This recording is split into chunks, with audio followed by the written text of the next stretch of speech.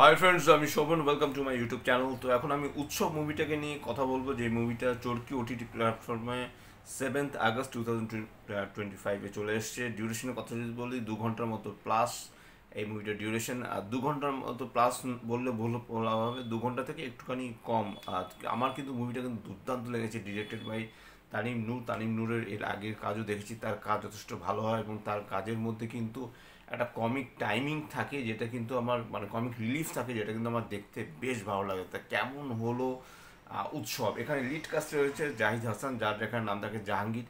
তা তার অ্যাক্টিভিটিস নিয়ে, তার জীবনের কিছু কাহিনী নিয়েই কিন্তু এই মানে কাহিনী বলতে মানে তার অ্যাকচুয়াল কাহিনী নয়, তার যে ক্যারেক্টারটা, জাহাঙ্গীরের যে ক্যারেক্টারটা, সেই কাহিনীর উপর বেস করে কিন্তু এই মুভিটা তৈরি করা হয়েছে। আমার কিন্তু মুভিটা দুর্দান্ত লেগেছে।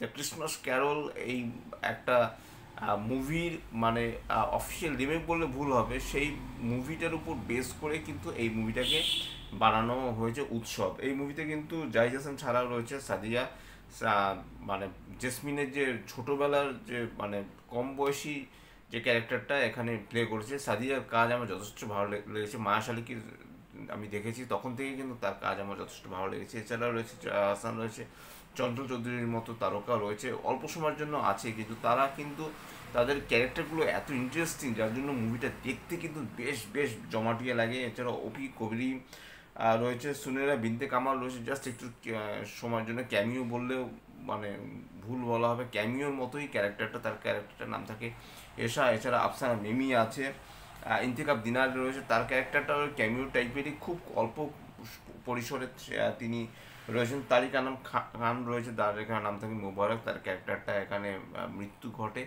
তো এটা স্পয়লার দিলেও আমার মনে হয় না খুব একটা প্রবলেম হবে। এছাড়া সৌম্যজ্যোতি রয়েছে, মানে জাহাঙ্গীরের যে ছোটোবেলা বলতে মানে যুবক বয়সের যে জাহাঙ্গীরের ক্যারেক্টারটা এখানে প্লে করেছে। তো কেমন হলো দেখুন, এখানে যে জিনিসটা দেখানো হয়েছে, যে আমরা কিন্তু আমাদের প্রত্যেকটা মানুষের যে লাইফ থাকে, সে লাইফে আমরা আমাদের যখন যৌবন কাল থাকে, সেই সময় আমরা একটা লাইফ লিড করি, এবং যখন আমাদের একটু বয়স হয়ে যায়, তখন কিন্তু আমরা অনেক কিছু রিয়েলাইজ করতে পারি, যে হ্যাঁ, যে এই জিনিসটা আমরা ভুল করেছি, এই জিনিসটা আমাদের ঠিক করা উচিত হয়নি, এই জিনিসটা করলে উচিত হতো।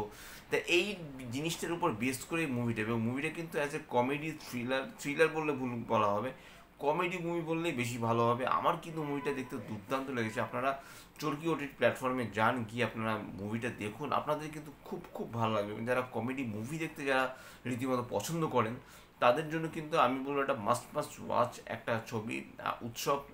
যেদিন তাণ্ডব রিলিজ হয়েছে 7 আগস্ট, সেদিনই কিন্তু উৎসব মুভিটাও কিন্তু রিলিজ হয়েছে। তা যাই হোক, হয়তো তাণ্ডবের চাপে পড়ে হয়তো অনেকে উৎসব দেখে উঠতে পারেননি, কিন্তু আমি বলবো যেখানে জাহিদ হাসান কিন্তু ফাটিয়ে অভিনয় করেছে। ছোটোবেলায় সৌম্যজ্যোতি যে ক্যারেক্টারটা এখানে প্লে করা হয়েছে, সৌম্য যথেষ্ট ভালো অভিনয় করেছে। একটা জায়গা রয়েছে এখানে অ্যাডমিট কার্ড, জেসমিনের অ্যাডমিট কার্ডটা লুকিয়ে রাখে, সেখানে কিন্তু সাদিয়ার মানে এক্সপ্রেশনস রীতিমতো দেখার মতো। বা সৌম্যজ্যোতি, তার ক্যারেক্টারটা বেশ ভালো।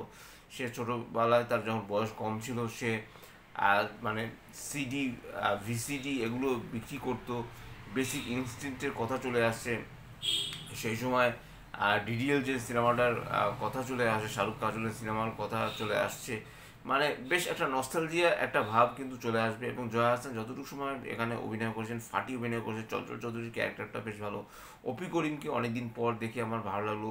আফসানা মেমির চেহারা অনেকটাই চেঞ্জেস হয়ে গেছে, তারপরেও কিন্তু জেসমিনের ক্যারেক্টারে এসে যতটুকু সময় এসছে রীতিমতো ফাটি অভিনয় করেছে। এমনকি সুনেরা বিনতে কামাল, তার ক্যারেক্টারটাও বেশ পছন্দ।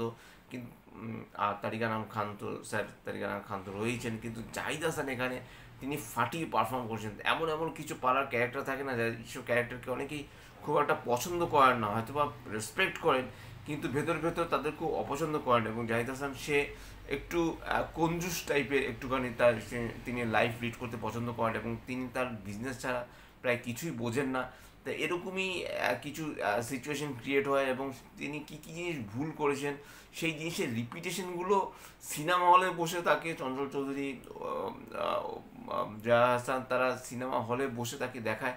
এই যে যে ইউনিকনেস যে ব্যাপারটা, সেটা কিন্তু আমার বেশ ভালো লেগেছে। সে তার জীবনের যে স্মৃতিগুলো, ফেলে আসা দিনগুলো, সেগুলো সে সিনেমা হলে বসে দেখছে, এবং সেই জিনিসগুলো কিন্তু সত্যি বেশ ইউনিক। তা সব মিলিয়ে কিন্তু আমি বলবো উৎসব কিন্তু অবশ্যই ভালো একটা মুভি। আর যথেষ্ট ভালো বিজিএম, সব থেকে ভালো স্ক্রিন প্লে, যথেষ্ট টাইট স্ক্রিন প্লে, স্টোরি টেলিংটা খুব ভালো এবং তার সাথে কালার প্যালেটও বেশ ভালো, এডিট বেশ ভালো। সব মিলিয়ে কিন্তু আমার কিন্তু উৎসব মুভিটা দুর্দান্ত লেগেছে। আপনাদের কেমন লেগেছে নিশ্চয়ই আমাকে কমেন্ট বক্সে লিখে জানান।